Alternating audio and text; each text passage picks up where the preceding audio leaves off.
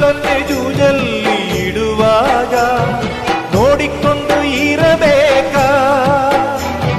ಯುದ್ಧವನ್ನು ಗೆಲ್ಲೋಕೆ ಬಲ್ಲವನು ಕೈಗಟ್ಟಿ ಕೂರಬೇಕಾ?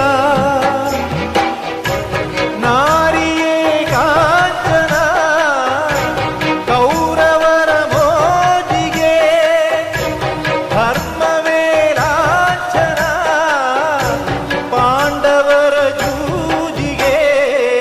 ಯಾರಿಗೆ ಬೇಕು ಈ ಲೋಕ? ಯಾರಿಗೆ ಬೇಕು ಈ ಲೋಕ?